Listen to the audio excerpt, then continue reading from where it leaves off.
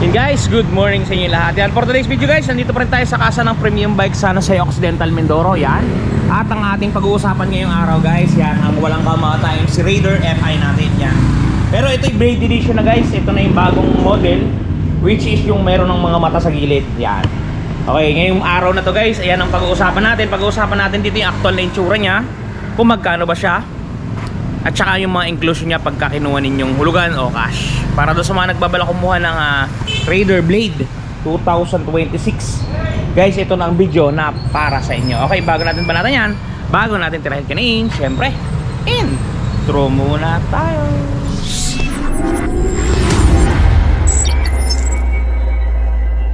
Okay guys, without further ado, ito na yung ating Raider FI 150 Blade Edition. Yan guys, kulay ivory white itong ating available ngayon. Yan, kung mapapansin ninyo, ito siya sa malapitan. Ito yung mga nagbago sa kanya. Una sa lahat, ito guys, buksan natin para may pakita ko sa inyo yung kanyang signal light na pang malakasan. Untouchable yan guys. Hindi pala untouchable, unbreakable. Yan. Pero pwede nyo namang alisin yan kung ayaw nyo. Nakatornilyo lang siya doon. Pwede nyo i-convert, lagyan nyo dito. Kayo ang bahala. Ganun pa naman yung mukha niya na wala lang yung mobilya dito. Madali yan kung ikaw'y Pilipino, basic yan. Yan, yun yung nadagdag sa kanya. Sumunod, ito pa yung nadagdag sa kanyang kakaiba. Ito guys, meron siyang palupo dito para aerodynamic siguro, makakasagap ng hangin. Yung busina niya nandito na. Dati diba nandito yung busina, ngayon nandito na sa taas. Yan, tapos meron tayo dito ngayon guys. Ito, meron siyang dibdib. Ito guys, wala na siyang susian, hindi kagaya nung dati. Kung matatandaan niyo yung dating Raider FI 150, may susian siya. Ngayon wala, didiin nyo lang. Push pull lang siya, push pull yan. Bubukas na, yan.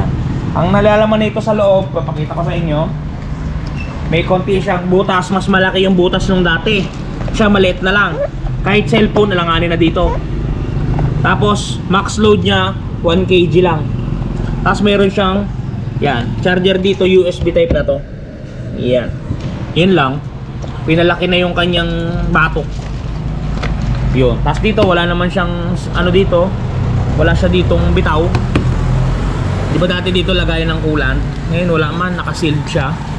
Yun, pinalaki lang yung space dito para siguro maging mukhang macho. Ayan. Dito meron na siyang dinagdag. Yan, cover dito sa may ano bang tawag dito? Nakatali pa kasi yung kanyang ano guys, kaka-deliver lang kasi na ito guys. Nakatali pa yung kanyang alpakan. Yan, ito yung nadagdag. May plastic na pang cover dito sa kanyang reservoir sa pump ng preno. Yung pipe na ito guys, ito pakita ko sa inyo yung pipe niya. Naka sealed pa. Ganun pa rin sa dati. Ganun pa din sa dati yung pipe niya guys. Walang pinagbago. Pati yung kulay, ganun pa rin. Yung gulong niya, ganun pa din. Eto guys, may nagbago ulit dito sa kanyang puwitan. May untouchable ulit dito na signal light. Yan. Yan. Pwede nyo rin alisin yan, i-convert nyo ulit dito. Kasi dito, wala na siyang mga bumbilya, inalis. So, nakaganyan. Kaso, tayo nang bahala kung gusto nyo. Kasi yan yung modelo niya, wala na tayong magagawa dyan. Yan yung bagong Raider 150 Blade Edition. Yan. Meron pa siya ditong parang hasang. Yan. Yung panel board niya, ganun pa rin sa dati. Yung side mirror niya, yun, ganun pa din. All in all, ganun pa rin siya. Yan, makikita niya naman. Walang pinagbago. Signal light lang at saka yung batok ang nabago. Yan.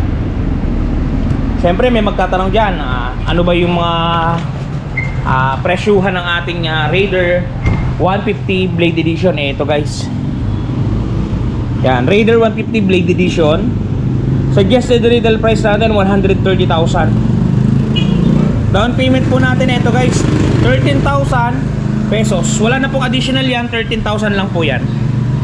Pag nag-down po kanyan 13,000 na magiging monthly po ninyo sa loob ng 3 taon, 6,048. Pag 1 year po ito, 12,872. Pagka 2 taon, 7,707. Ito po yung monthly rebate natin. Ito yung mga range nya. So 1 year 500, sa 2 years 600, at sa 3 years 700 pesos. Yan guys, screenshot nyo yung ating Raider 150 Blade Edition.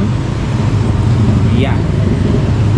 Yun, ulitin natin guys ha. Nagbago sa kanya is itong signal light sa harap. Ito yung batok. Itong signal light sa buwan. All in all siya pa rin. Para lang siyang kumbaga sila Goku nagso-super saiyan yun. Nag-super saiyan siya. Tumubo yung mga muscle niya. Ayun. Doon sa mga gusto kumuha na to guys, yun, ito yung presyo natin. Screenshot nyo. Available po yan sa lahat ng premium bike stores. Yun. Doon nga pala guys sa mga namang problema ng mga gas-gas sa mga pairings nila. For example, nakabili kayo ng Beat Click version 4, yung special, yung Smart Edition. Yan, Grabis. Yan, Click na brown. Yan, NMAX, Aerox, ADB, etc. Lahat ng tinitinda nating motor ngayon sa market. For example, nagasgasan yan. Eto guys, touch paint ni Washbody. Panoodin ninyo. At eto na guys, ang touch paint ni Washbody. Di ba napakaganda? Ganto ang packaging yan pagka mabibili ninyo. Eto yung polishing cream. Eto yung surface cleaner. Eto yung mismong touch paint. At may kasamang pre-yan na pen brush at meron niyang instruction kung paano gagamitin. Eto guys, kung makikita ninyo, ganito siya i-apply. Una, pahidan ninyo ng polishing cream para makinis ninyo yung lugar o lokasyon. Sprays ng surface cleaner. At syempre, i-apply natin ang ating touch paint. Yan. Isulat nyo lang ng pen niya at talaga namang matatakpan ang mga gasgas ng inyong unit. Bili na kayo guys, touch paint ni Washbody. Yan guys, napaka-epektibo ng touch paint niyan. Kaya kung ako sa inyo, i-try nyo na ang touch paint ni Washbody at talaga namang may nangyayari na. Yan guys, bisita tayo dito si Roadrunner. Kumakain ng lumpia. Yan guys, doon sa mga hindi pa nakapag-subscribe, guys, subscribe naman kayo. Baka naman. Ayun, hanggang dito ng video natin. Ingat kayo palagi at palagi po kayo magpapakasaya. Si Ron TV. Bye-bye. Shoes!